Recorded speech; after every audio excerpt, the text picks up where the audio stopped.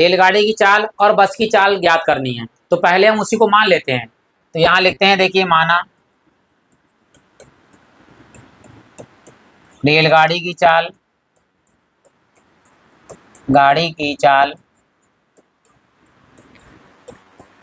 बराबर x kilometre प्रति घंटा और बस की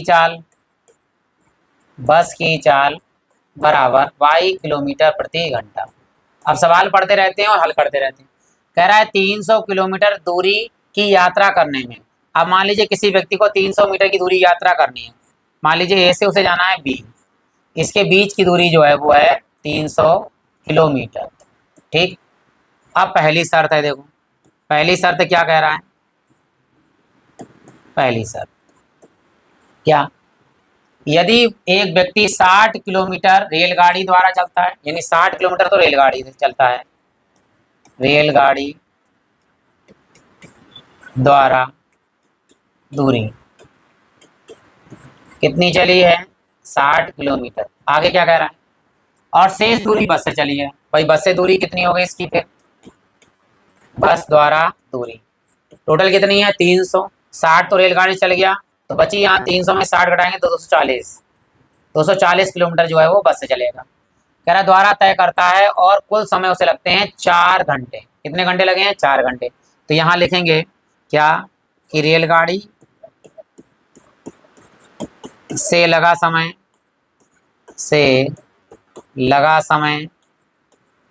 प्लस बस से लगा समय बराबर कुल कितने घंटे लगे हैं, 4 घंटे। तो यहाँ लिखेंगे 4 घंटे। अब समय का फार्मूला क्या होता है, समय का सूत्र होता है दूरी बटे चाल। यहाँ लिखेंगे दूरी बटे चाल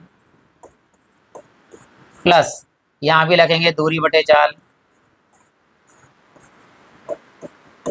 बराबर 4 घंटा।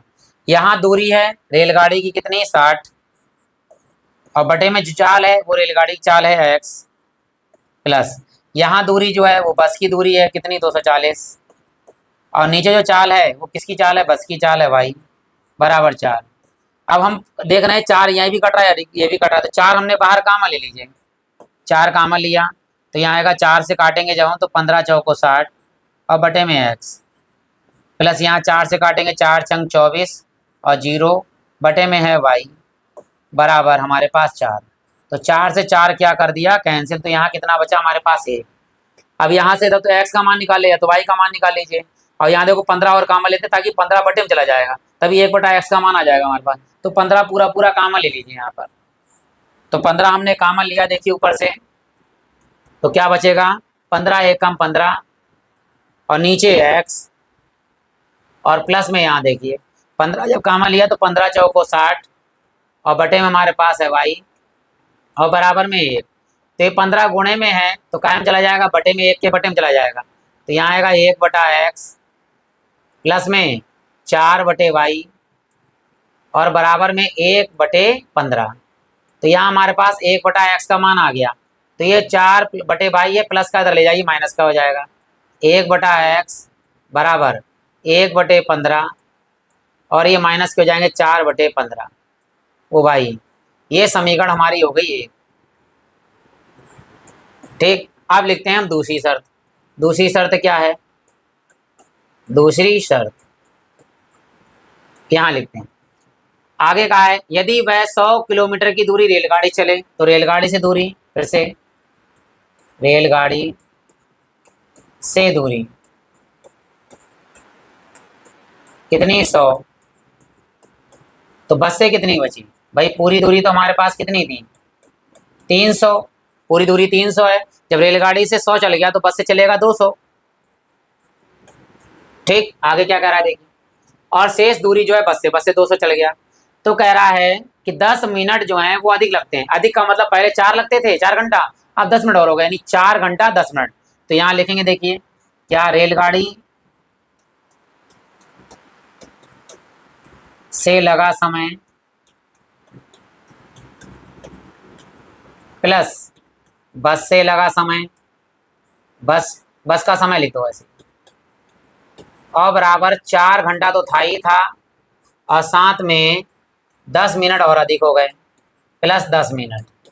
ठीक, अब रेलगाड़ी से समय का फार्मूला क्या होता है? दूरी बटे चाल, दूरी बटे चाल,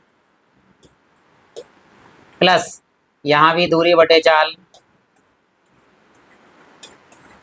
बराबर 4 घंटा तो ही है। अब हमें क्या करना है? इस मिनट को घंटे में बदलना है। अगर हम इसे 60 से भाग कर दें तो ये काय बदल जाएगा? मीटर बदल जाएगा, किसमें? घंटा में। तो हमने 60 से भाग कर दिया, 0 से 0 काट दीजिए, 1/6, यानी 4 घंटा प्लस 1/6 हो गया। अब यहाँ मान लगाते हैं, देखिए, तो यही मान लगाते हैं, फिर आगे बढ़ते हैं।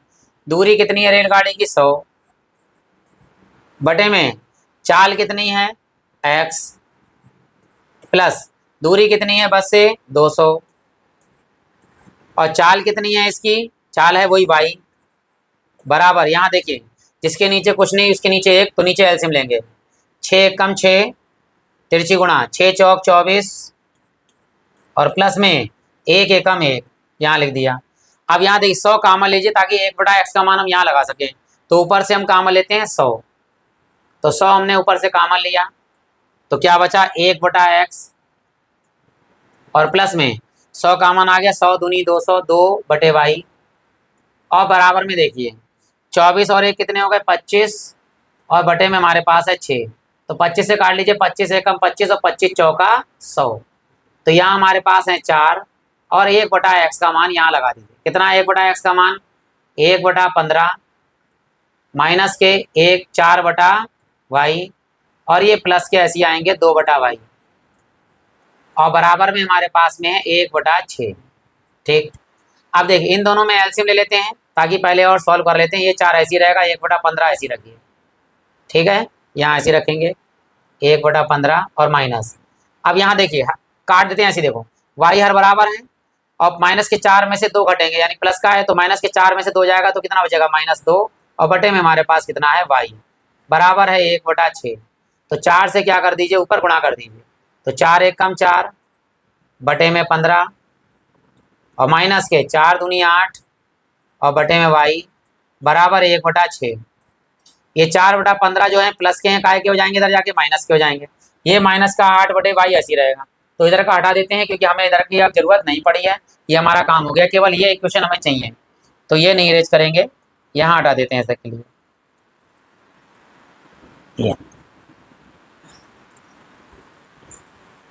ये इक्वेशन हमें चाहिए है लास्ट में।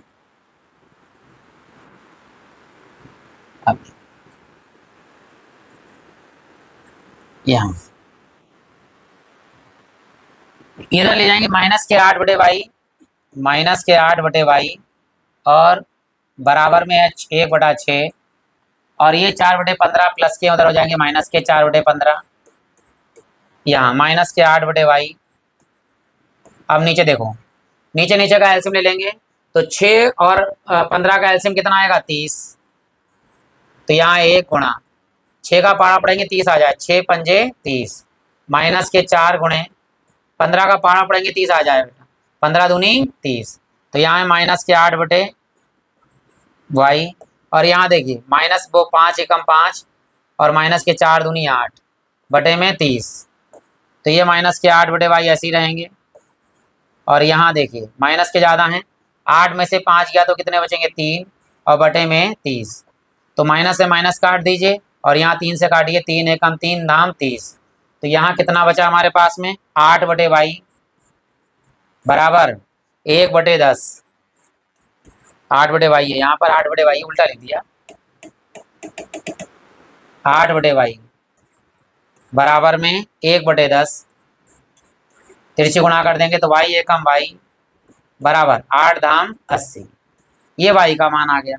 ये मान उठाएंगे समीकरण नंबर 1 में रख देंगे, समीकरण 1 से वो ये है, तो यहाँ लिखेंगे हम समीकरण 1 से, तो क्या लिखेंगे? 1/x बराबर 1/15, और माइनस 4 बटे में y का मान लगा दीजिए, कितना है? 80, तो यहाँ काटेंगे 4 एकम 4, और 4 दूनी 8, यहाँ 1/x, और नीचे एलसीएम लेंगे, 15 और 20 का एलसीएम कितना आएगा? 60, तो यहाँ लिखेंगे 1 गुणे 15 चौको 60, और माइनस 1 गुणे 20 का पारा पड़ेंगे 30 आ जाए, तो वो 60 आ जाए, 20 3 60, तो यहाँ आया 1/x बराबर 4 एकम 4, 4 में से 3 जाएगा तो कितना बचेगा 1/60।